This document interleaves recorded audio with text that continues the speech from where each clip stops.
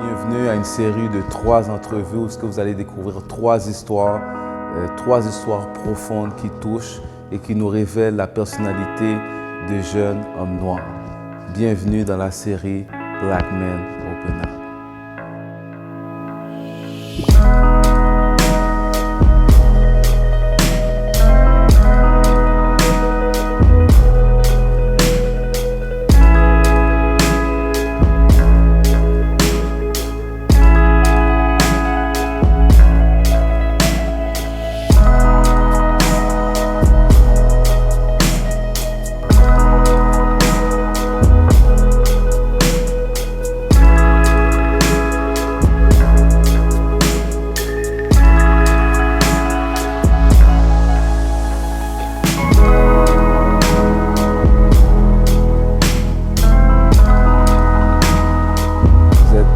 Avec votre animateur Jean Gardy, artiste, poète, écrivain. Et ça va me faire plaisir de vous faire découvrir l'histoire de ces 3 invités.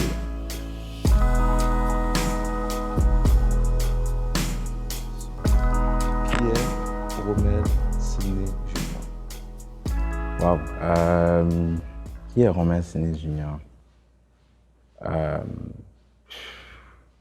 Une preuve vivante de la grâce de Dieu, premièrement. Lecteur, je lis beaucoup plus que je respire. Introvert, extrovert at times aussi. Quoi d'autre? J'aime ça passer du temps avec les gens. Je suis passionné par l'art, l'écriture. On m'a dit que j'ai écrit un livre, donc je sais pas. Quoi d'autre? Yeah, j'aime Jésus. That's pretty much it. T'es chrétien, Yeah, un croyant. yeah, Tu crois en Jésus. fermement. Beaucoup, hein? Je le sens dans ta voix, je sens que c'est quelque chose qui a beaucoup de place dans ton monde, dans ton univers. Ouais, à 1000%. Et dans ton histoire, parle-nous un peu de ton histoire, parce que je vois que tu es quelqu'un de croyance, de foi, de ta jeunesse. Tu as dit que tu as écrit des livres, tu crois en Jésus. On sait que croire, tout le monde peut croire. Mais avec l'assurance que tu as donnée, j'aimerais que tu me partages ton histoire pour qu'on puisse comprendre d'où vient cet amour. En fait, je suis né aux États-Unis, je suis né en Floride, West Palm, pour être précis. J'ai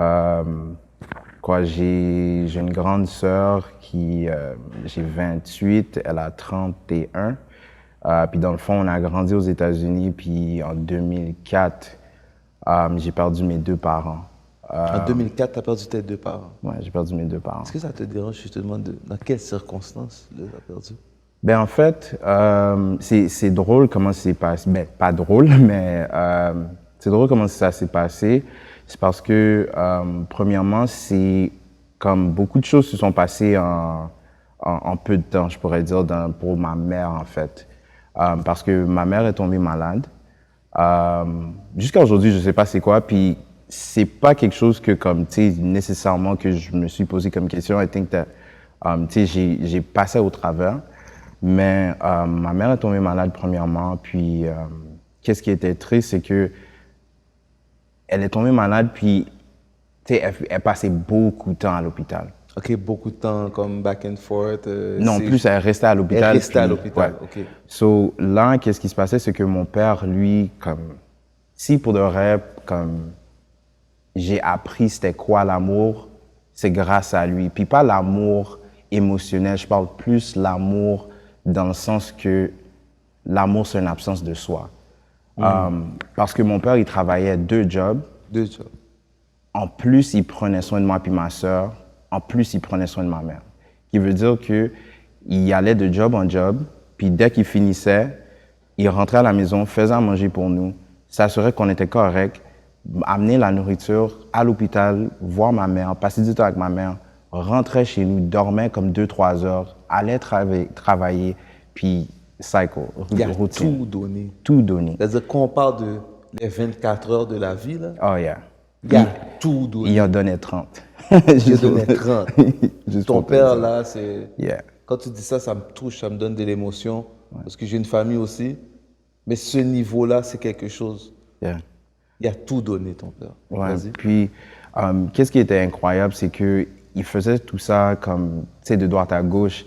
Puis, bizarrement, lui, il est tombé malade par la suite. Lui est tombé malade, Ouais. effectivement. Ok. Sûrement fatigue, autre chose, parmi d'autres choses. Mais lui est tombé malade. Puis, je me rappelle, comme si c'était hier, en fait, j'étais dans sa chambre. C'était lui, moi, puis son meilleur ami qui habitait chez nous aux États-Unis à cette époque-là. Il est rentré dans la chambre.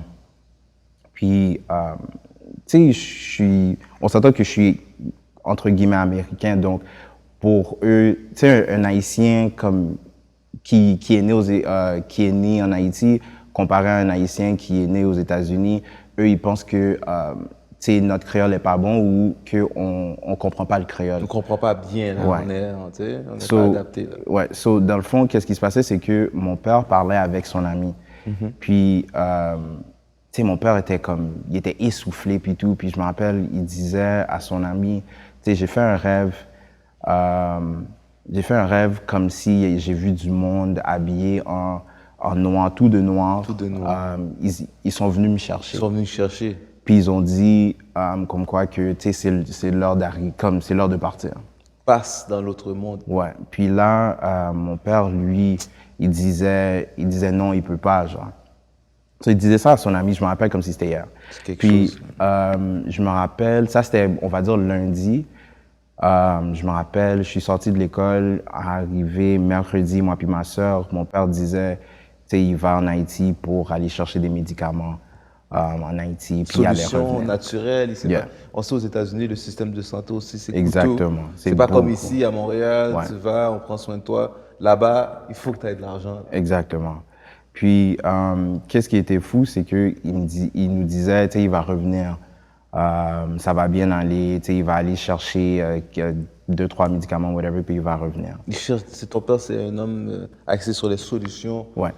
Il doit, s'il y a quelque chose en tête, Ouais. il va y aller, il va le faire, puis il n'y a rien qui peut l'arrêter. Exactement. Puis, dans sa tête à lui, tu sais, c'est sûr qu'il pensait à sa famille en premier, puis non pas à sa propre tête. So, c'était un mercredi, puis je me rappelle, samedi matin, c'était vendredi, en fait, je voyais que sa famille était chez nous. Puis, tu sais, comme le côté de mon père, on n'était pas trop proches avec eux.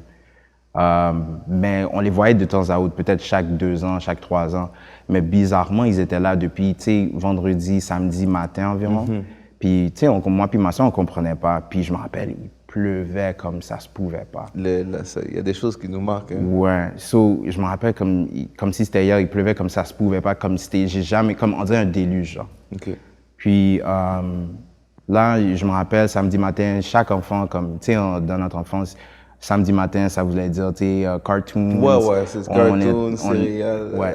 On s'amuse. So, je me rappelle, j'étais devant la télé, je suis en train d'écouter Yu-Gi-Oh! Je me rappelle comme si c'était hier. Puis là, le parrain à ma sœur, comme c'était le cousin à mon père, comme il nous a appelés dans la chambre de ma mère. Puis ma mère était revenue. Puis je me rappelle, j'étais assis sur son lit, puis ma sœur aussi. Puis là, comme les autres membres de la famille sont rentrés. Puis ils ont dit, ben on a une nouvelle à vous annoncer, comme mon père il s'appelait Romel aussi. Ils ont dit comme quoi que Romel est décédé, Romel est mort cette nuit. Wow. Donc la dernière fois j'ai vu mon père, c'était un mercredi, puis samedi, 4 jours après, il est décédé. En Haïti. En Haïti. Mais tu n'as pas donné des détails, rien. J'ai même pas eu de au revoir ou Pas rien. d'enterrement, rien. Yeah, oui, Okay, t'es allé par en la Haïti, suite. quoi. Non. Ils ont amené son corps Ok. en Floride Ok, par la là, suite. ok. Mais je dois t'avouer, c'était difficile. C'était tough parce que quelqu'un que comme tu respectes beaucoup, malgré que comme mon père était jamais émotif, comme c'était pas quelqu'un que même si quelque chose comme le dérangeait dans le sens au niveau de la tristesse, ça paraissait jamais. Ouais. Parce qu'il était toujours orienté vers sa famille, il était toujours comme s'il n'y avait pas le temps de vivre ses émotions devant nous. Il tire la locomotive, Ouais.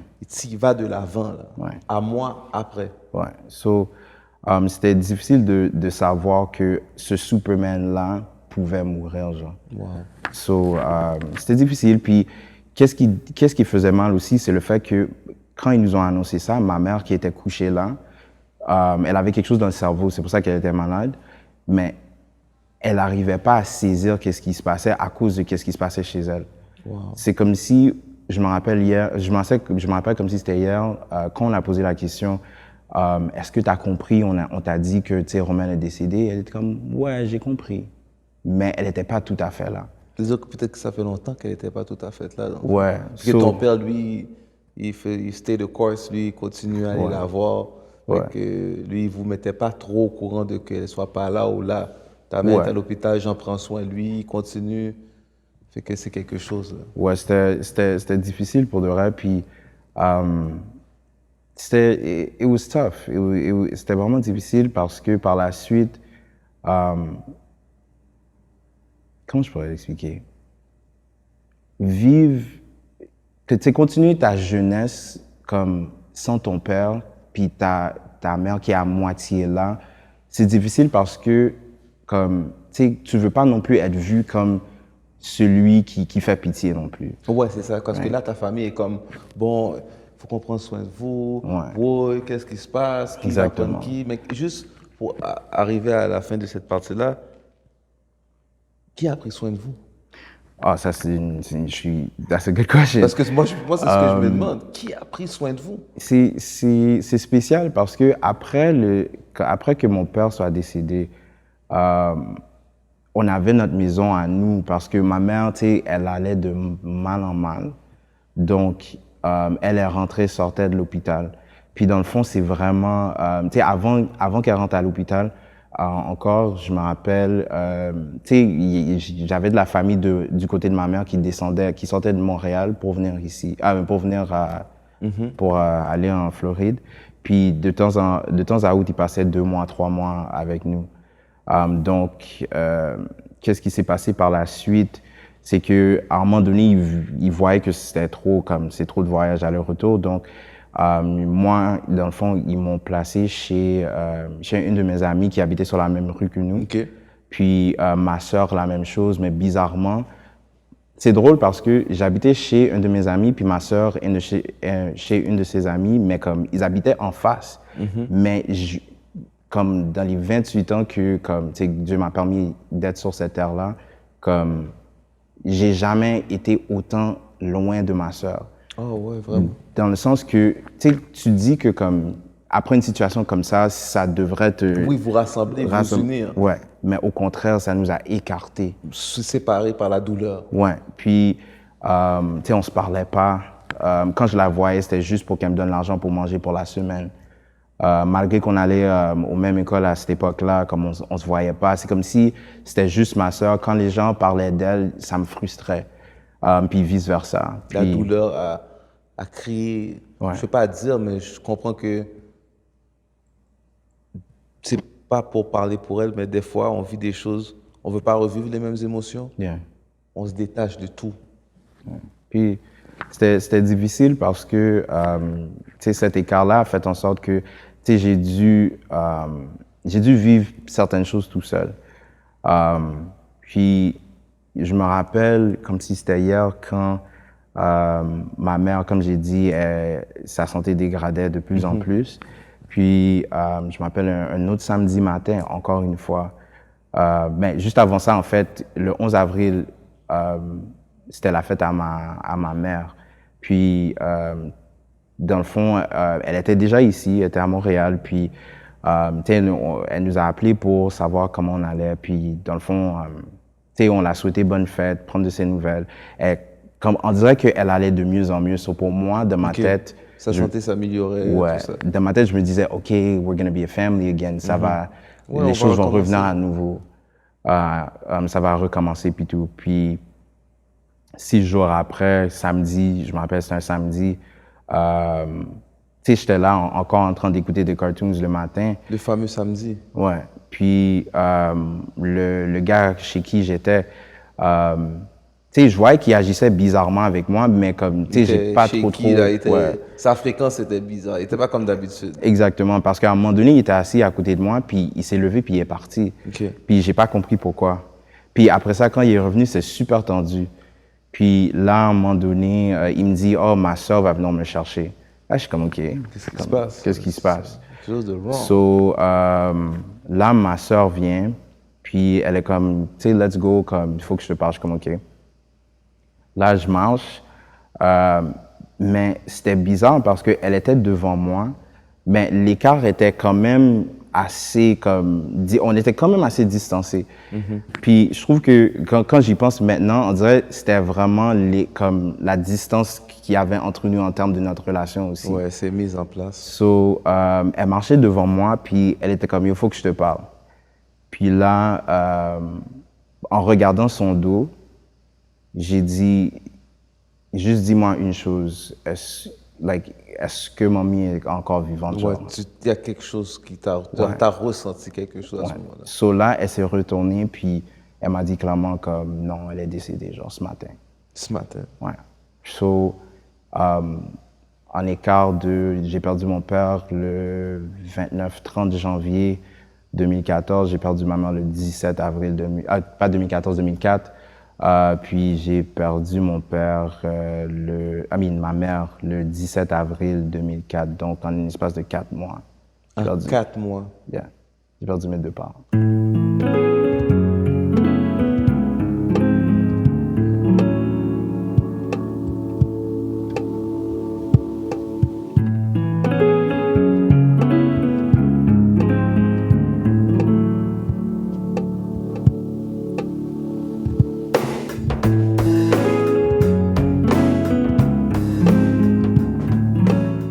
Est-ce que, Romel, c'est ça qui t'a poussé à écrire? Parce que j'ai fait quelques recherches sur toi et moi j'ai beaucoup d'admiration pour les gens qui aiment l'écriture. Moi j'aime écrire. Tu as écrit 2 livres. Est-ce que ces livres-là sont un peu le vecteur des choses que tu as vécues? Est-ce que tu peux me parler de cette partie-là aussi? Tu as parlé de ton histoire, mais il y a les livres aussi par rapport à ce que tu as vécu. Est-ce que tu peux nous parler un peu de ça? Yeah. Le premier livre, en fait, qui s'appelle Where Footsteps Lead Me. Dans le fond, je l'ai traduit en français, Là où mes pas me mènent. C'est sûr que ça parle de ma vie d'un jeune âge jusqu'à, je dirais, l'année 2016. Puis c'est sûr que ça touche sur plusieurs choses, donc les décès de mes parents. Mais c'est sûr que, est-ce que, dans le fond, j'ai écrit ces livres-là pour véhiculer justement comment je me sentais? Je dirais oui et non. OK.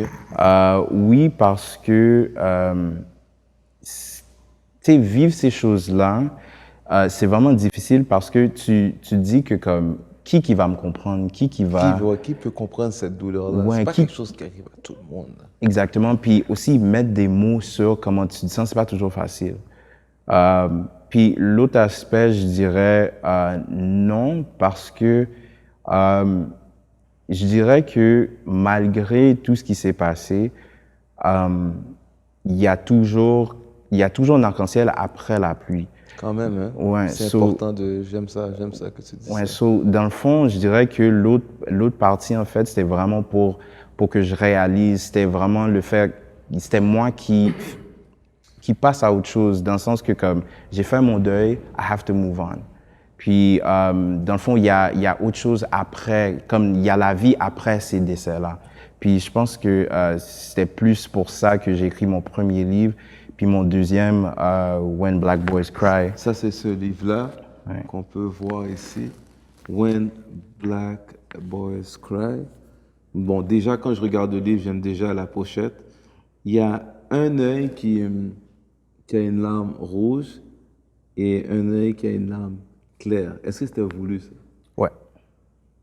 Et rapidement, qu'est-ce que tu as voulu véhiculer avec cette double dimension? Parce que tout le monde sait que la probabilité de pleurer du sang est mince et la probabilité d'avoir 2 types de gouttes qui coulent de nos yeux est encore plus mince. Ouais. Qu'est-ce que tu voulais véhiculer par cette image-là que le monde va regarder? Mais en fait, un côté, c'est sûr que Tu vois l'arme claire, en fait, qui représente, tu sais, les émotions, les sentiments. L'autre qui représente, tu sais, quelqu'un qui est abattu, qui est stressé, qui se bat avec la vie, si on peut, comme ça.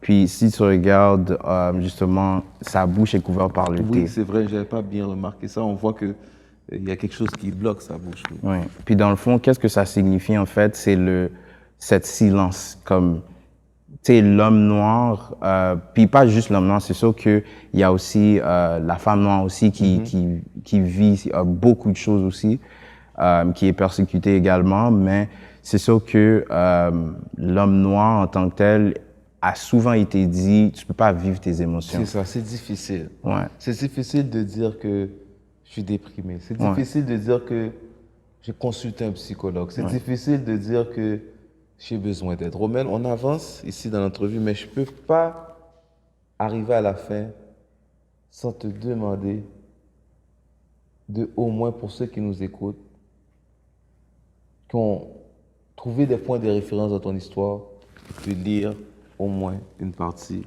d'un poème dans ton livre. C'est bon. Je veux te demander ça, j'ai ça dans mon cœur, parce que la création révèle très bien le Créateur.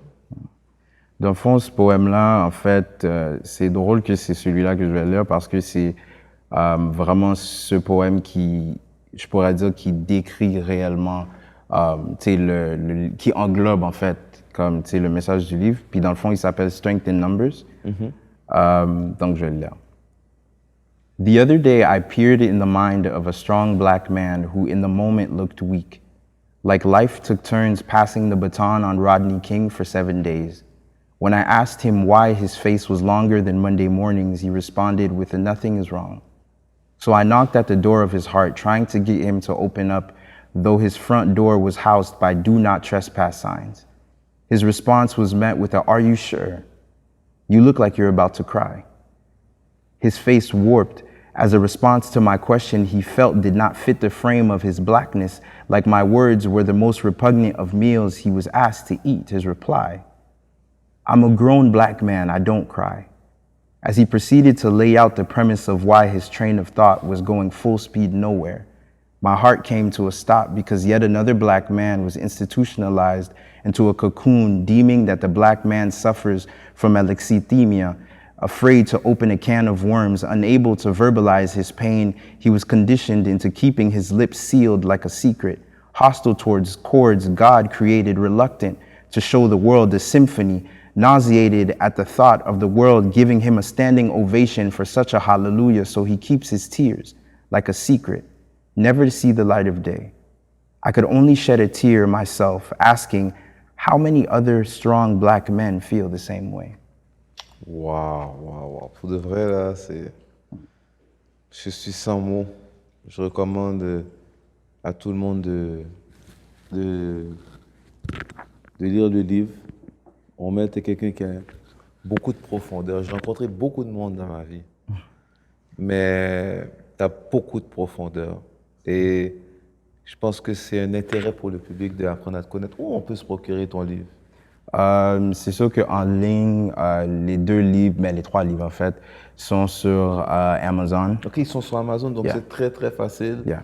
Ouais, vas-y. Ouais. Puis aussi, qu'est-ce que je fais? Parce que moi, évidemment, je suis quelqu'un qui aime, tu sais, les relations. Donc, moi, qu'est-ce que je fais aussi? Je prends le temps de livrer les livres chez les gens aussi. Ça me permet aussi de, tu sais, de juste interagir avec des gens. Puis je trouve que avoir des relations, c'est très important. So. Moi aussi, je suis quelqu'un qui est... Dans tout ce que je fais, je suis beaucoup axé sur le côté relationnel. Yeah. Je trouve que c'est une force dans l'humanité. Pas obligé de se voir chaque jour, se parler chaque jour. Mais si j'ai quelque chose à parler, Romain, qu'est-ce qu'on fait? On peut se voir, on peut échanger.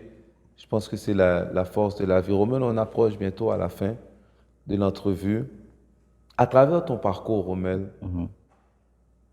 à quel niveau, à quel point vraiment aller chercher de l'aide? Est-ce que tu as déjà rencontré un professionnel de la santé? Est-ce que tu as déjà reçu un diagnostic? Comment s'est passé ton parcours psychologique, mental, pour avoir cette force que tu as aujourd'hui?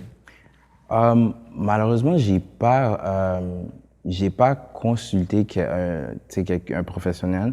C'est sûr que c'est quelque chose que j'aimerais faire. Je trouve que c'est très important, la Tu as santé passé mentale. toutes ces épreuves-là? Ouais. Je trouve que pour moi, sincèrement, moi, j'ai toujours pensé, après tout ce qui m'est arrivé dans ma vie, en fait, j'ai toujours, j'ai constaté que Dieu joue aux échecs avec nous. Intéressant. Dans le sens que il nous place stratégiquement à des endroits. Peut-être que dans une certaine saison, tu sais, tu penses pas que comme, tu sais, tu te demandes qu'est-ce qu'il fait, pourquoi tu es là.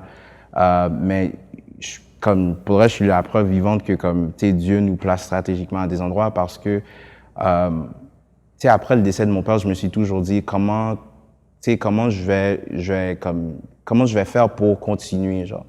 Puis je trouve qu'il m'a placé stratégiquement aux alentours de, tu sais, des hommes vraiment de Dieu qui m'ont vraiment béni, qui m'ont vraiment impacté. Il y a aussi, tu sais, des femmes de Dieu vraiment merveilleuses. Donc ces gens-là n'ont pas nécessairement pris la place de mes parents, mais ils m'ont donné l'amour que j'avais besoin. Donc Une figure d'inspiration. exactement. Un repère, quelqu'un à qui regarder, une personne qui est une ressource. Parce qu'on a besoin des autres pour réussir. On peut pas arriver à notre chemin sans réussir. Donc, même si tu n'as pas consulté de professionnels de la santé, tu considères, parce que ta foi, ta croyance t'a aidé sur ton chemin. À 1000%. À 1000%. Puis, je dirais même que sans ma foi, je ne sais pas où ce que je serais aujourd'hui. Parce que pour de vrai, comme dans ce temps-là, on parle de 16 ans, pour de vrai, j'ai bizarrement... Puis c'est là que je comprends le verset qui dit que Dieu prend soin des orphelins, parce que en 16 ans, j'ai jamais manqué quelque chose. Jamais manqué de rien. Au contraire, c'était de l'abondance. Comme, puis c'est pas quelque chose que j'ai demandé pour, parce que c'est sûr que après le décès de mes parents, je me rappelle comme si c'était hier, j'ai fait une prière, j'étais fâché. J'étais fâché contre Dieu, je comprenais pas. J'étais comme, comment tu as pu enlever mes parents? Pourquoi tu m'as fait ça? Puis c'est depuis ce jour-là que comme toutes les choses, les dominos ont commencé à tomber. J'aime l'image que tu dis que Dieu joue aux échecs avec nous, parce que moi je pensais, des fois on est le pion, des fois on est la tour, des fois on est la reine, des fois on est le roi, des fois on est échec et mat, des fois c'est nous qui gagnons. J'aime beaucoup l'image. On va terminer bientôt. Bon, Romain, je vois que tu as du style, tout ça. Pour toutes les filles de Montréal, est-ce que tu es célibataire? Non, c'est pas vrai. Excuse-moi, il fallait que je fasse cette blague-là, Romain, je m'excuse. C'est plus fort que moi, ok? Maintenant que j'ai fini la blague. Maintenant, Romain, est-ce que tu as quelque chose que tu pourrais dire? Pas seulement un mot d'encouragement, mais... Regarde-moi, j'ai pas perdu mes parents, mais dernièrement, ça passait proche. J'ai mangé un de mes parents qui était dans le coma. Yeah. Puis c'était une des plus grandes douleurs que j'ai vécues, pour être honnête avec toi. Je ne suis pas arrivé où ce qui est arrivé, mais de voir les gens qui nous ont coupés souffrir et pas pouvoir les aider, c'est quelque chose de très, très difficile. Yeah. Un homme comme toi qui a écrit, qui a réfléchi, qui s'est inspiré, qu'est-ce que tu pourrais dire à quelqu'un qui traverse un épisode d'anxiété, de dépression, de découragement, qui se demande pourquoi elle vit, quelqu'un qui pense au suicide, quelqu'un qui pense que sa vie ne vaut rien, quelqu'un qui passe... Moi, je connais des gens qui passent leur vie à regarder Netflix, qui a mangé, puis ils sont pris dans la boîte de leur cerveau. Qu'est-ce que tu pourrais dire à quelqu'un comme ça aujourd'hui en terminant? Et c'est toi qui termines. Je dirais sincèrement que your story is not done. God has a plan, puis dans le fond, laisse Dieu être Dieu.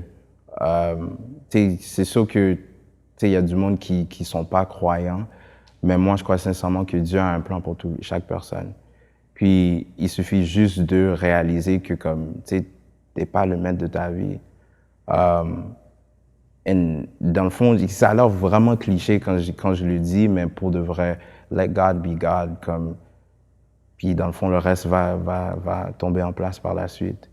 Parce que dans le fond, quand mettons, tu essaies de vraiment te prouver ou te dire que tu sais, je suis le maître de ma vie, ou tu laisses les circonstances de ta vie gérer ta vie, en fait, comme c'est sûr que tu vas perdre, mais quand tu laisses vraiment Dieu prendre le contrôle, j'ai vu des choses merveilleuses. Des choses merveilleuses. Romel, vraiment, félicitations en tant que jeune homme, en tant qu'homme qui fait des projets, qui les réalise, qui vit sa vie selon ses croyances, selon ses capacités, ses aptitudes. Au nom de toute l'équipe Jardin Essentiel, j'aimerais te remercier pour cette entrevue. Merci.